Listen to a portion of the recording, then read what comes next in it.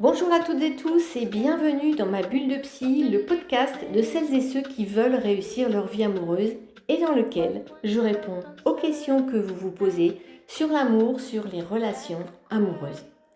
Chacune de vos questions fait l'objet d'un épisode dans lequel j'apporte une réponse personnalisée avec à chaque fois un exercice à faire pour solutionner le problème. Pour les personnes qui ne me connaissent pas encore, je suis Florence Davigny, je suis psy formée à la psychologie clinique, à la psychopathologie et à l'hypnose ericksonienne. Je suis également thérapeute de couple et depuis maintenant 13 ans, j'accompagne les personnes qui veulent réussir leur vie amoureuse. Aujourd'hui, on va parler de quelque chose de très intime, de très sensible. Quelque chose qui montre que même dans les plus belles histoires d'amour, il y a des zones d'ombre, il y a des blessures qui se réveillent et des mots qui font mal. J'ai reçu un message touchant d'une auditrice. Elle est en couple depuis 15 ans avec le grand amour de sa vie. Tout se passe merveilleusement bien, dit-elle, avec de la complicité, de l'amour, mais parfois, lors d'un conflit, son conjoint réagit en l'attaquant verbalement. Et ces attaques, elles réveillent en elle une douleur ancienne, profonde, celle d'une enfance qui a été marquée par les conflits familiaux. Alors elle se demande comment faire quand on a tant d'amour, mais que ces moments-là nous donnent envie de tout rejeter. Si tu as déjà vécu ça, si tu connais cette dissonance entre l'amour profond et la douleur des mots, on va décortiquer tout cela ensemble. Si tu n'es pas encore abonné à ma chaîne, c'est le moment de le faire pour ne rater aucune de mes vidéos et bénéficier de tout ce que je partage avec toi pour te permettre de réussir ta vie amoureuse. Le message de cette semaine, il est d'une grande délicatesse et il nous vient d'une femme, Hélène. Voici ce qu'elle m'a écrit. Bonjour Florence, j'écoute votre podcast avec beaucoup de plaisir et d'intérêt et aujourd'hui, j'aimerais vous partager quelque chose de personnel. J'ai rencontré le grand amour il y a 15 ans. Notre relation est merveilleuse, pleine de complicité, d'amour. Nous savons très souvent désamorcer les quelques conflits que nous avons occasionnellement. Mais il y a un point qui me blesse profondément. Parfois, mon conjoint, parce qu'il se sent piqué, ce qui n'est pas le cas la plupart du temps, il réagit en m'attaquant verbalement. Cela me fait très mal, ça me met en colère. Et ça réveille quelque chose de très ancien en moi. Mon enfance a été remplie de conflits familiaux. Et pour moi, un conflit qui dégénère, c'est assimilé à de la haine. Dans ces moments-là, j'ai l'impression de ne pas avoir d'endroit où me sentir sereine. Et j'ai envie de le rejeter car je ne supporte pas l'agressivité verbale. Alors qu'il y a tant d'amour entre nous. Comment gérer cela ? Comment faire pour que ces moments ne viennent pas tout gâcher ? Hélène, merci pour cette confiance et pour cette honnêteté. Ce que tu décris, c'est le combat silencieux de beaucoup de femmes, de beaucoup d'hommes, de beaucoup de couples. Aimer profondément, mais être percuté par des mots qui réveillent de vieilles douleurs. On va en parler avec tout le respect que ton histoire mérite. Hélène, ce que tu décris, c'est extrêmement important. Dans ton couple, il se passe quelque chose qui revient, mais qui est rarement nommé. Vous ne vivez pas le même conflit. Pour toi, un conflit qui monte en intensité, qui va trop loin, dans lequel l'agressivité verbale est trop importante, c'est immédiatement associé à la haine. Pourquoi ? Parce que ton cerveau, ton corps, ta mémoire émotionnelle ont enregistré très tôt que conflit égale danger égale haine. Ton enfance t'a appris que quand les mots vont trop loin, c'est que l'amour est en danger, que le chaos arrive et que tout va s'écrouler. Pour lui, c'est différent. Lui, il se sent piqué, comme tu dis. Et quand on se sent piqué, on réagit. Souvent, les hommes ont appris à réagir à la douleur émotionnelle par l'attaque. C'est un moyen de défense. Ce n'est pas forcément de la haine, c'est souvent de la peur déguisée, de la frustration mal exprimée, ou une incapacité à gérer ses émotions autrement. Le problème que vous rencontrez, c'est que vous êtes dans deux films différents. Ton partenaire, il est dans une scène de frustration passagère. Toi, tu es propulsé dans le film de ton enfance, avec ses décors, ses peurs, ses douleurs, ses insécurités. Et là, plus rien n'est proportionné pour toi.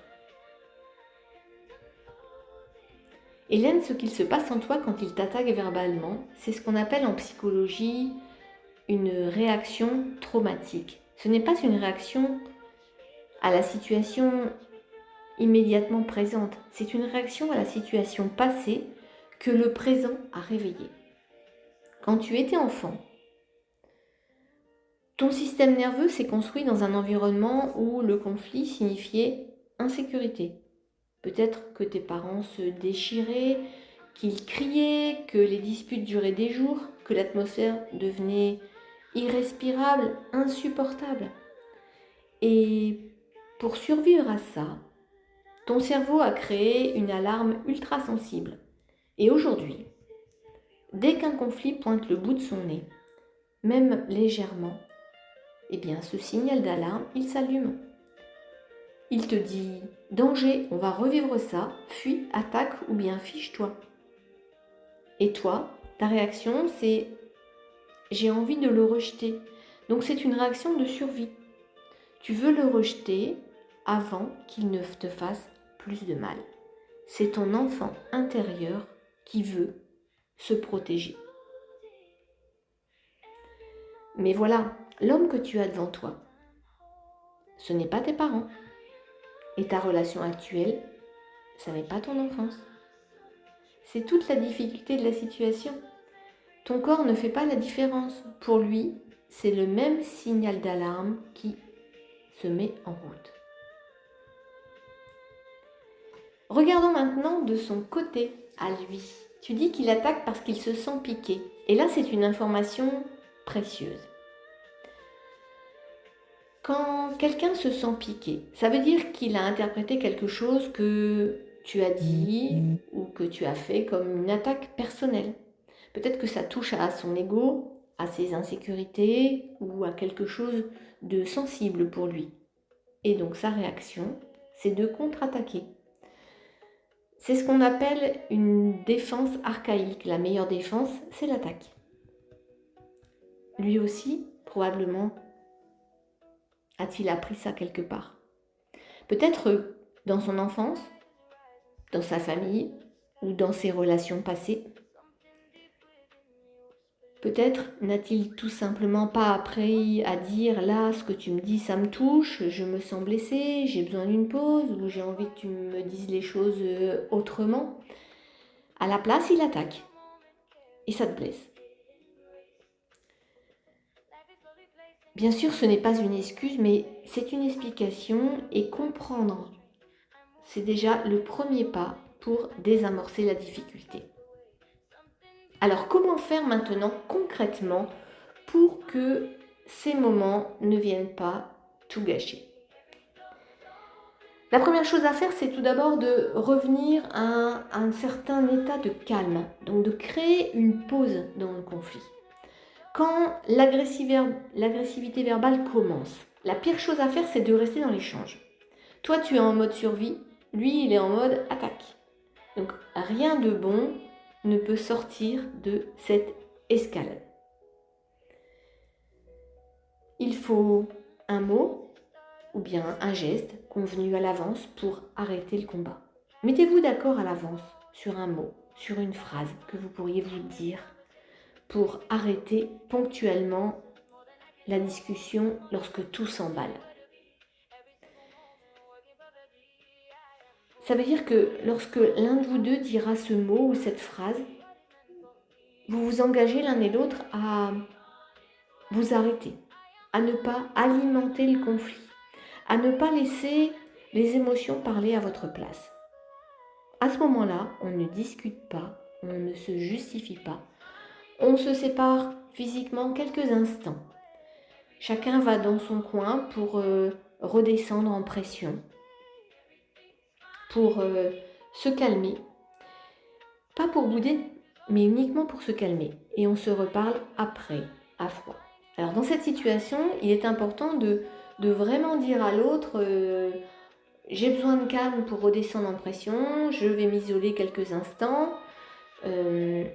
Parce que quand on sent que l'autre fait la tête, quand il s'isole pour faire la tête, donc complètement se refermer, eh bien, quand on est en face, on a l'impression que le conflit va continuer. On a besoin d'aller vers l'autre et de poursuivre le conflit. Donc ça ne permet pas d'apaiser les choses. Ce qui est important, c'est vraiment de se dire on ne se fait pas la tête, mais on se met chacun de son côté.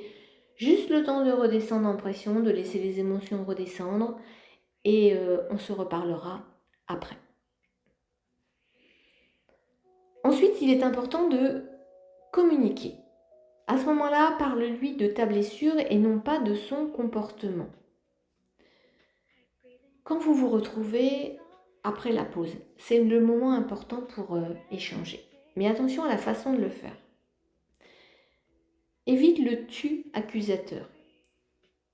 On dit souvent le tu qui tue la communication.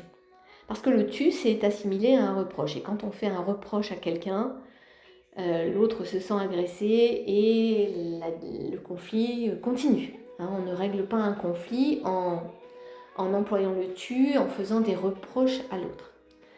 Donc, évitez donc le tu accusateur en disant par exemple à l'autre « tu m'as agressé, tu es violent, tu me fais mal ». Non. Pour pouvoir désamorcer un conflit, il est important de privilégier le jeu avec l'expression de ses émotions et de son ressenti par rapport à la situation. Par exemple, tu peux lui dire « Quand tu m'as dit ça tout à l'heure, je me suis sentie agressée et ça a réveillé en moi des souvenirs douloureux de mon enfance où les conflits me terrorisaient. Je sais que ce n'était pas ton intention, mais c'est l'effet que ça a eu sur moi. » Voilà, donc ça c'est une phrase que je te propose, mais tu peux l'adapter en fonction de ta personnalité, de ton envie et du contexte de votre conflit. Également, Hélène, tu peux aussi lui demander, quand je te dis telle ou telle chose, toi, qu'est-ce que ça te fait? Qu'est-ce qui te pique vraiment? Ça va permettre à ton conjoint de se sentir écouté, pris en considération, compris. Et tu vas mieux comprendre ce qui se passe en lui et ça va te permettre aussi d'adapter ta manière de faire au quotidien pour justement éviter qu'il ne se sente piqué. La troisième chose à faire, c'est une construction dans l'évolution de votre couple. Faites équipe contre le problème et non pas l'un contre l'autre. Le problème, ce n'est ni toi, ni lui. Le problème, c'est ce schéma qui se répète. Vous êtes une équipe, vous êtes ensemble depuis 15 ans. Vous avez construit quelque chose de solide ensemble. Alors regardez ce schéma comme un ennemi commun, un ennemi à abattre. Lui, il peut apprendre à reconnaître les signes qui montrent qu'il va attaquer et apprendre à dire « j'ai besoin d'une pause, je reviens » ou bien il peut apprendre à dire ce qu'il ressent plutôt que d'attaquer directement. Et toi, tu peux apprendre à reconnaître que ton système d'alarme s'est déclenché et te dire « je ne suis plus un enfant, je suis en sécurité maintenant » et cet homme m'aime. Quand on pense à l'amour que l'on a l'un pour l'autre quand on est en conflit, ça permet de mieux gérer, de retrouver assez rapidement une certaine communication, une certaine complicité. Et ensemble, vous pouvez créer un rituel de réconciliation après ces moments. Par exemple, un câlin, une phrase douce, quelque chose qui dit on a traversé la tempête, mais on est toujours là et on reste solide ensemble.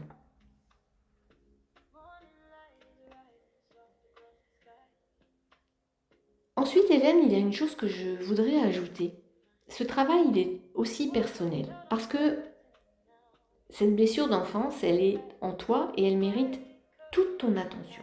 Peut-être que ce serait le moment d'explorer ça avec un professionnel. Pas parce que tu es abîmé, pas du tout, mais parce que tu mérites de vivre ces moments de conflit sans être envahi par la terreur du passé. Tu mérites de pouvoir traverser une dispute avec ton conjoint sans que ton corps se mette en mode survie. Et ça, c'est un véritable cadeau que tu peux te faire. Et un cadeau pourra bénéficier à ton couple aussi.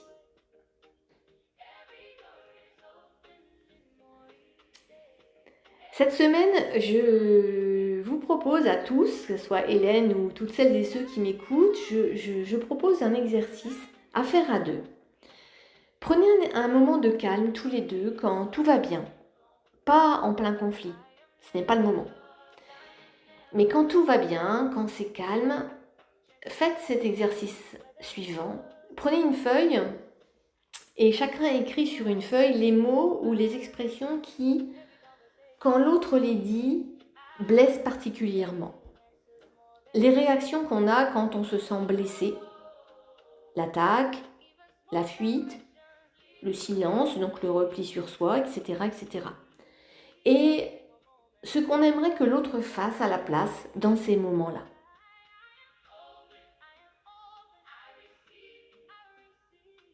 Ensuite, on échange les feuilles et on lit celle de l'autre, sans commenter, sans se justifier. On écoute, on lit et on accueille. Et puis, ensemble, on se met d'accord sur un rituel de paix. Par exemple, un mot pour faire une pause, une façon de se retrouver après, un geste pour dire « je t'aime encore » malgré la difficulté que l'on vient de passer. Et cet exercice, il est puissant, parce qu'il transforme un sujet douloureux en un projet commun. Vous n'êtes plus l'un contre l'autre, vous êtes ensemble en train de continuer à construire votre couple et à le développer, même quand la tempête passe.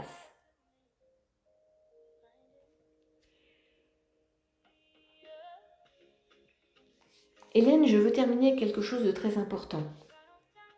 Et même pour toutes celles et ceux qui m'écoutent, tu as dit il y a tant d'amour entre nous. Cette phrase, c'est la clé de tout. Parce que quand l'amour est là, quand il est profond, quand il dure depuis 15 ans, il peut accueillir les imperfections. Il peut accueillir le fait que parfois, ton conjoint dit des mots qui blessent. Il peut accueillir le fait que toi, tu as des blessures qui se réveillent. L'amour parfait n'existe pas.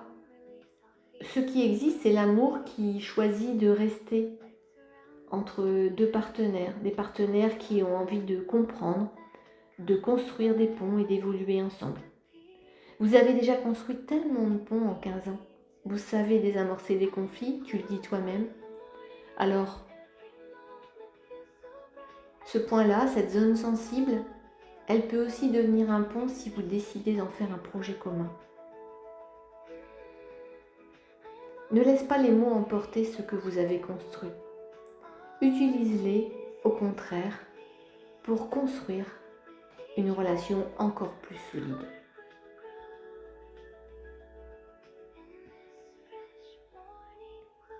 Hélène, merci infiniment pour ton message. Il est un cadeau pour toutes celles et ceux qui écoutent et qui vivent la même chose sans oser le dire. Et les personnes qui vivent ce genre de situation, elles sont nombreuses. Si tu te reconnais dans cette histoire, sache que tu n'es pas seul. Les blessures d'enfance ne disparaissent pas par magie, mais elles peuvent être apaisées. Et l'amour d'un conjoint, quand il est éclairé par la compréhension, peut devenir un baume puissant. Alors cette semaine, je vous invite toutes et tous à faire l'exercice que je vous ai proposé, à vous asseoir avec votre amoureux et à construire ensemble ce havre de paix où même les tempêtes peuvent passer sans tout apporter. Si cet épisode t'a touché, partage-le avec une amie qui en aurait besoin. Et pour poser ta question qui fera l'objet d'un prochain épisode de ce podcast, ou pour me raconter comment se passe ton exercice, envoie-moi un message à l'adresse suivante, florence.davigny@gmail.com. Je t'envoie toute ma douceur. Souviens-toi, la plus belle histoire d'amour de ta vie, c'est celle que tu construis avec toi-même. À la semaine prochaine dans ma bulle de psy.